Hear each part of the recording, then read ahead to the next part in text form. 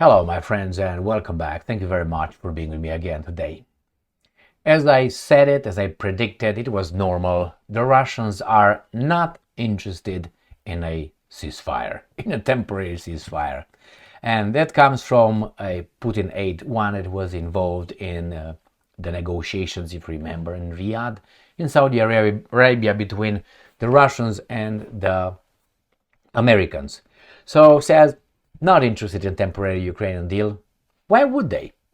I made a few videos on this yesterday, today, the day before, where I explained clearly the Russians have nothing to gain if they have a temporary ceasefire. It's just the other guys. And the other guys agreed on a temporary ceasefire. Why? Just to paint or portray, smear the Russians with the Russians do not want peace. That's the whole thing. It's a PR stunt.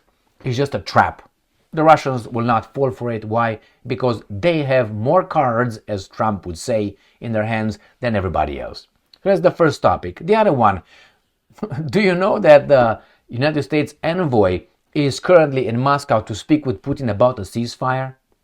That guy already said, we're not interested. Well, let's start with Trump's envoy, the Jewish future U.S. Secretary of State, I suspect, Mr. Witkov, I think is his name. Right there. Russia Today. What is this guy doing? Remember, Steve Witkov, he's Jewish, like Zelensky, like Shmihal, like Yermak, like Blinken, like many others. Former defense minister of Great Britain, Mr.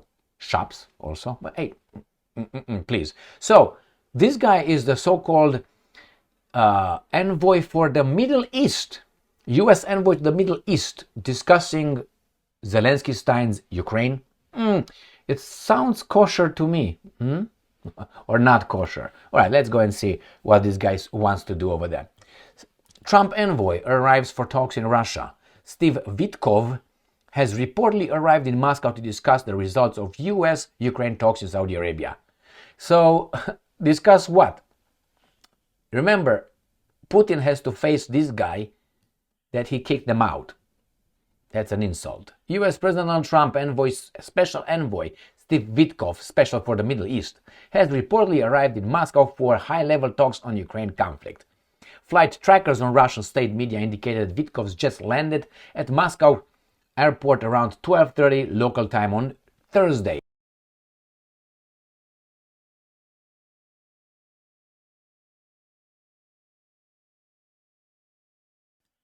All right, so that's with Mr. Witkov.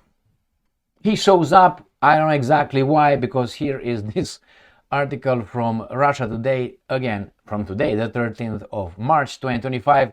Russia not interested in temporary Ukraine deal, Putin aide. Moscow aims to reach a long-term peaceful resolution of the conflict that takes its interest into account, according to Yuri Ushakov. Russia is not interested in temporary solutions to the Ukraine conflict and instead wants to achieve a lasting peaceful settlement that takes Moscow's interests and concerns into account. Now you can say, or these guys will claim, no, but you see, this is a step. This is just a step. I mean, it's a process. Those guys are knuckleheads, man. No, it's not like that. Russia has no benefit in the whole scheme of things if they agree to this. Only the Americans have. Not the Ukrainians. Ukrainians are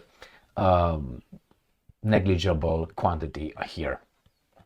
His comments follow talks between representatives from Kiev and Washington in Saudi Arabia on Tuesday, after which they released a joint statement calling for a 30-day ceasefire in the Ukraine conflict. Moscow has not yet officially responded to the initiative, saying that it is waiting for the U.S. to formally present its proposal to the Russian side. In an interview with Russia 1 TV, or Russia 1, Jedna, whatever you say, TV on Rav.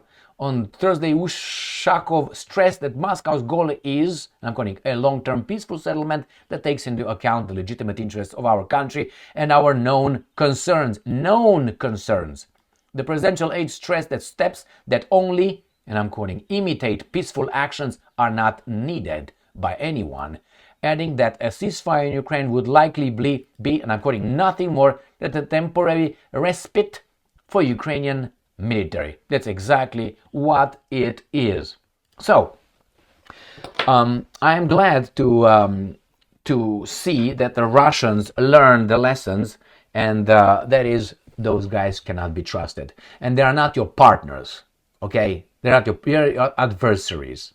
Okay, if you cooperate with them, still don't elevate them to the level of partners. These guys have been trying for 3 years to pull a Gaddafi on Putin. They are not your partners. No, nice try, but it could have been deadly for me. So why would I call you partner now that you failed? Haven't happened to you before when you have a backstabber trying to destroy you? I don't know in what, in a family, in a relationship, in, I don't know, in your career, and they try to destroy you. You find out who the weasel is, and after you find out what happened, he comes in, hey, what are you doing? Don't get him back. Don't get him back, or don't get her back, however, don't get him back. Let that person know you know what's going on, and I'm here to fuck you up. That's how things work. I mean, Russia has to got off his warm bed to go into Ukraine for these guys because they were dancing in the street over there and doing garbage on my porch. No, it ain't gonna happen again. We're gonna push you across the Atlantic. All of you. Just kidding. Anyway, so I'm glad that the Russians are consistent and they tell these guys to off. Thank you very much for being with me again today. What else? I think the Americans will provide them with a proposal, and what I think the Russians will do will say, okay, yeah, we're going to take this into consideration. Yeah, the ceasefire is good. It's good. We can work on that. But, when you say but, that changes everything. But we need first to do this, agree to do this, implement this, not only to agree, implement this, implement that, implement that. I guarantee you that's the way it's going to be. Before we have a ceasefire, the Russians will demand certain terms. You do A, B, you do, not to say, we're going to sign something. The thing with treaties and with documents, I can sign a document with you right now. I'm going to tear it off tomorrow. Who's going to enforce it? The United Nations? Look what the United Nations enforces in Gaza. All right, or in the Middle East. Let's put it this way. Garbage, zero. So again, these guys do not have someone to enforce the treaties.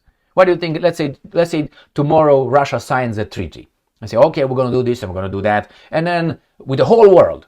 And then the next day Russia violates it. The Americans are going to show the violation. And the Russians will say, yes, indeed, I violated. What are you going to do about it? What are you going to do about it? Nothing. You can't. Why? I'm above you. I queue up if I want. We have a mutual destruction. So what, they're going to invade Russia? Will they attack Russia with the Europeans and with the Australians and with the South Koreans and with the Japanese? They were not there. They've got nuclear weapons. They destroy everything. So again, they have no way to reinforce it. So these written things are going to say, Russia broke that promise or broke that treaty. So the United States of America, so many times. So many times. You want an example? Let's use the Indians. Oh my God, you go there, Emil. Well, if you don't want to go to the Indians, let's go with a gentleman agreement between the Americans and the Russians, if you want, in 1991. Remember Secretary of State James Baker, who said no expansion NATO, one each eastward. If you guys agree. And they agreed. So they asked them to agree. They didn't just take it. Agree with the unification of Germany. That's how it was. And the Russian says, yeah, man, these are the intellectual, civilized capitalists with democracy, with freedom, with all these liberties and all this. They're the civilized, man. Capitalists, Democrats. Yeah, we should trust them. After all, they looked very nice dressed and they're all groomed, and they lied. So then the Russians should believe them again? Niet, niet, never again, as the Jews say. Thank you very much for being with me again today. Stay strong, stay smart, look for the truth, and be just.